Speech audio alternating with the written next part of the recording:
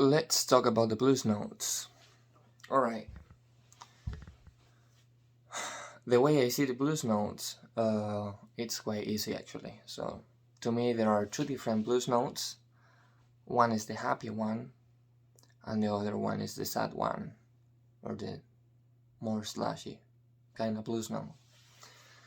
So, when we are playing minor or pentatonic, for example, or let's say not minor, if we're playing over a major chord, if we're playing a rock or a blues that is major, so we're playing a major chord like A,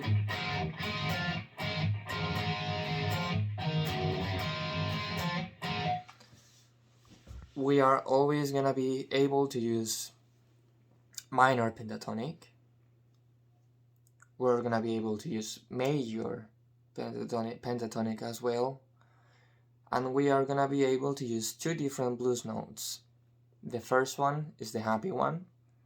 This one we can only use with major blues or major rock kind of music. If we're playing something minor, it's just gonna sound terribly wrong.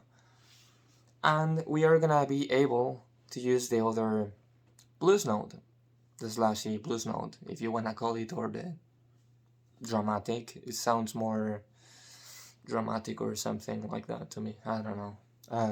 So we're gonna be able to use four different things if we're playing a major rock or a major blues kind of song. Okay, so the first blues note, the happy one, it's really easy to find. It's always on the same spot. So if we're playing on A again, let's go to this minor pentatonic shape. So that blues note is gonna be here.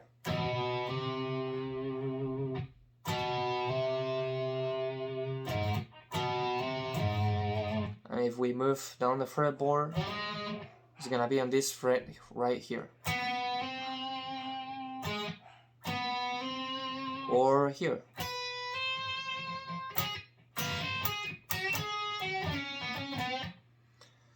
So it's really easy to find that note, and it's really easy to incorporate that note into your playing.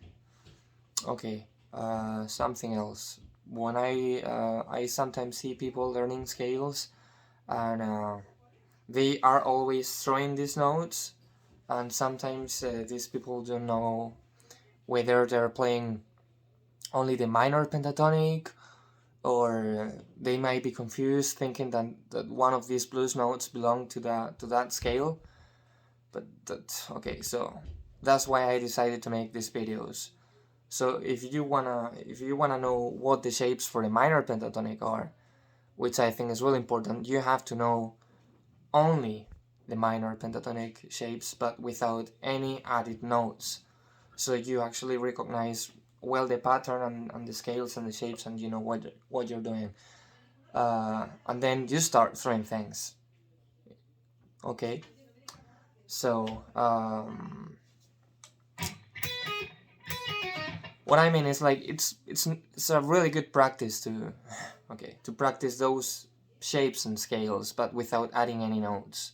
It's a really important exercise, being able to recognize the shapes and the different positions for the minor pentatonic scale or the major pentatonic scale, but without adding any notes. Alright, because once we have these different tools and these different notes that we can throw into our playing, it can become sometimes a little confusing, being able to recognize, okay, but what's the shape? What's the shape of the minor? What's the shape of the major, you know? Right.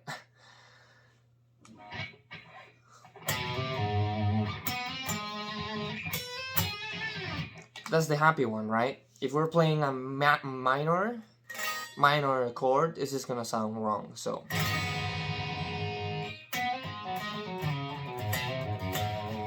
It just doesn't sound right.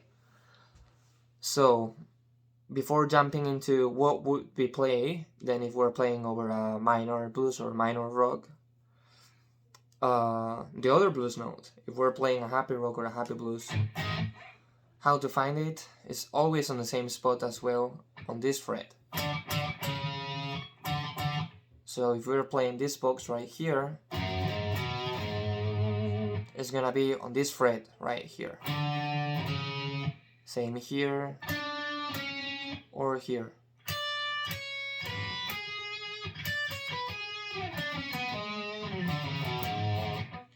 So for this note, I like using my pinky. Well, it's the most convenient thing to do, I think. Okay. We can mix these two blues notes together if we like. For example.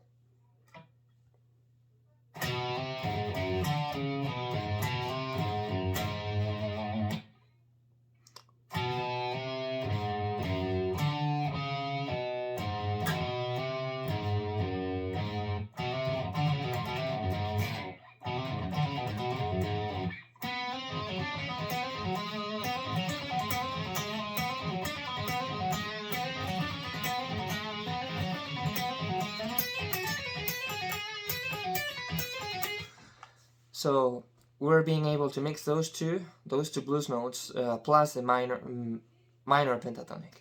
Okay. Now, moving to minor chords, we're gonna be able to use the minor pentatonic. Well, we're always gonna be able to use that one. Not the major pentatonic scale. That one we are not gonna be able to be using. Not the happy blues note, but we are gonna be able to use the slashy blues note or the sad or dramatic blues note, whatever you wanna call it. Okay, the second one that we saw. This one right here.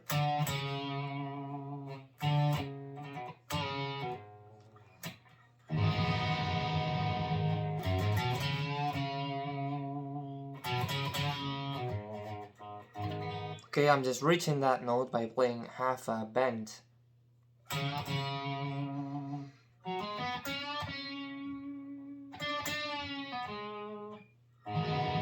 So that one works. You know, there are different ways of approaching those notes. On the previous video, I think I was talking about mixing major and minor pentatonic. And sometimes the easiest way to do that is just by a half bend.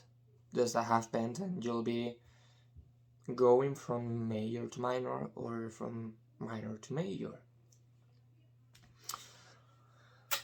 Okay, so that's the two blues notes that you can use when you're playing. They are really useful. I like being careful when applying these notes. So if you learn a scale with one of these notes and you just think that that note belongs to that scale, and then you get used to always play that note,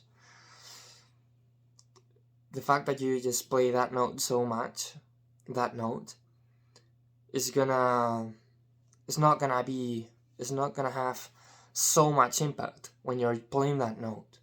But if you throw it carefully and not so much, then when you listen to it, you'll be like, oh, because sometimes less is more.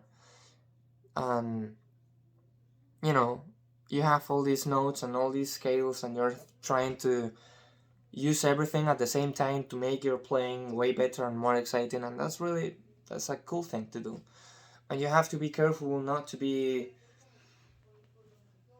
not to throw too much information into what you're playing, and so it doesn't sound like too much, because sometimes less is more.